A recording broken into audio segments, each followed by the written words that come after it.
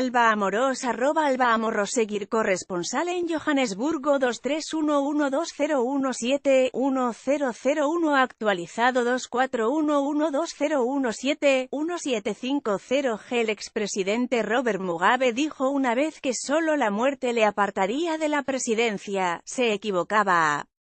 Él ya forma parte de la historia de Zimbabue, pero en África todavía hay más de una decena de dictadores, ávidos de poder, que llevan décadas arrasando sus países, llevando a su gente a sangrientas guerras civiles, ahogándoles económicamente, vulnerando sus derechos humanos. Países que tienen muy poca esperanza de cambio debido a la inexistencia de límites de mandatos, a la corrupción y a la falta de transparencia en los comicios democráticos. Esto no se cumple en todos los países africanos. En 2016, 17 de los 54 países del continente africano celebraron elecciones presidenciales y de estas el 60% se llevaron a cabo pacíficamente y con total transparencia. La victoria de Akufo-Addo en Ghana es un ejemplo de éxito de la democracia en este continente. Sin embargo, este año, las elecciones presidenciales en Angola, Liberia y Kenia se han visto manchadas por la sombra del fraude electoral. La justicia ha llegado a anular comicios por irregularidades. Son tiempos difíciles para la democracia, en pleno siglo XXI, todavía son demasiados los regímenes autoritarios en el continente africano. Un caso que merece especial mención es el de Paul Kagame, presidente de Ruanda desde marzo de 2010, después de que Bizimungu fuera destituido.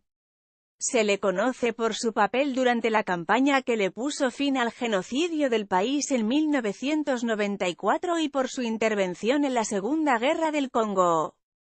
El odio tribal estalló entre abril y junio de 1994, cobrándose la vida de 800.000 personas y obligando a 2 millones de ruandeses a huir del país.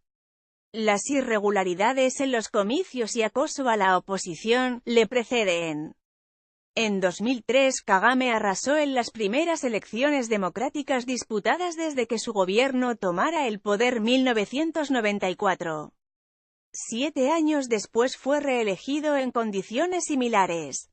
El 2015, se celebró un referéndum para que éste pudiera permanecer en el poder hasta 2024 y ganó el sí con un 98% de los votos. Mismo resultado que le valió la reelección a Kagame en 2017. Por su parte, Teodoro Obiang Nguema Mbasogo, 74, lleva la friolera de 37 años al frente de Guinea Ecuatorial, antigua colonia española. Se alistó en el ejército español y, en 1963 se desplazó a la Academia Militar de Zaragoza, donde se graduó como segundo teniente en 1965. Accedió al poder el 3 de agosto de 1979 tras derrocar y ejecutar a su tío Francisco Macías con fama de sanguinario y admirador de Hitler en un golpe militar que se denominó Golpe de la Libertad. Poco antes de las elecciones legislativas de 1993, 10 de los 14 partidos fueron ilegalizados, lo que se tradujo en una abstención en torno al 80% y una nueva victoria de Obiang. 10 años después, el presidente fue votado por el 93,7% del electorado con una participación del 93%, lo que despertó sospechas de fraude electoral por parte de la oposición y grupos de los derechos humanos.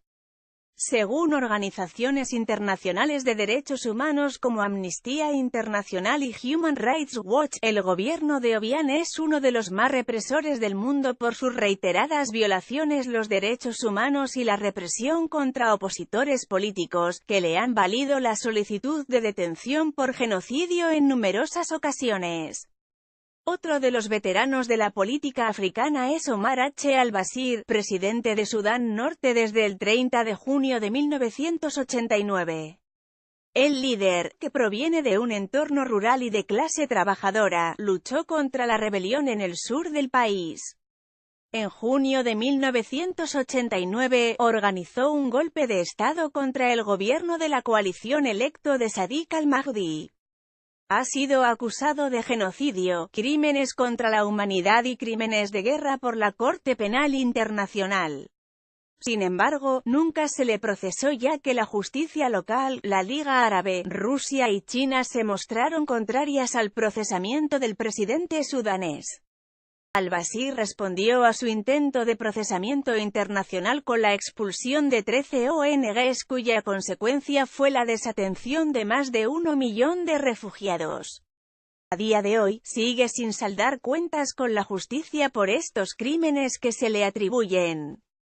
Su política de islamización del Sudán y la aplicación de la ley islámica han alimentado la guerra con Sudán del Sur, quien se independizó en 2011.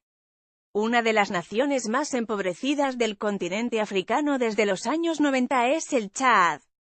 Las sequías y una serie de gobiernos corruptos han debilitado la economía del país que se ha vuelto dependiente de ayuda externa. A frente de su gobierno se encuentra Idris Deby, quien fuera general en la Guerra Civil del Chad. En 1990, sus tropas se enfrentaron con alas del expresidente Hissène Habré, hasta que el 2 de diciembre ocuparon la capital del país, haciéndose del gobierno. La instalación de Deby en el poder mejoró las relaciones con el antiguo enemigo del norte, liberó 2.500 presos de Libia y con su líder Muammar Gaddafi. Se considera que llevó la democracia al país.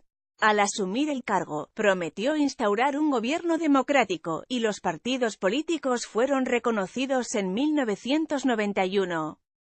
También estableció una comisión para investigar los abusos contra los derechos humanos durante el régimen de Habré, que finalmente acusó al ex líder de 40,000 asesinatos políticos.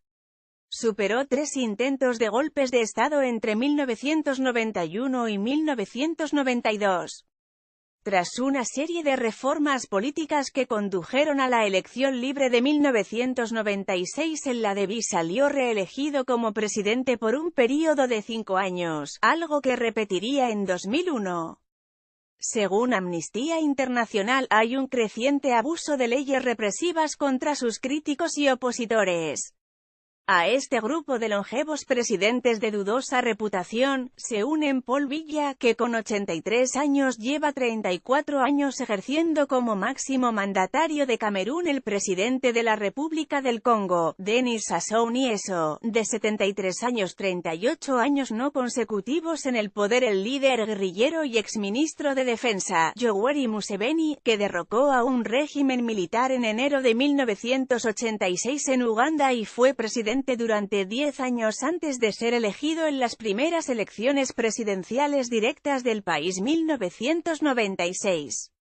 De esta lista cabe destacar también el caso del rey Mswati III de Suazilandia, la última monarquía absoluta que queda en África. El país tiene un parlamento electo y Mswati elige un primer ministro de entre los miembros elegidos. Fue proclamado rey con tan solo 18 años y lleva 30 en el poder. La renuncia de Robert Jacob se suma a la de otros dictadores que en los últimos meses han dejado el poder, como José Eduardo dos Santos, presidente de Angola en los últimos 38 años, o Yahya Jammeh, que, tras 5 mandatos y 22 años en la presidencia de Gambia, fue apartado del poder y exiliado gracias a un ejercicio de delicada diplomacia y amenaza militar, sin violencia, que recuerda a la reciente dimisión del expresidente de Zimbabue. Son 2 casos inéditos en la historia reciente de África.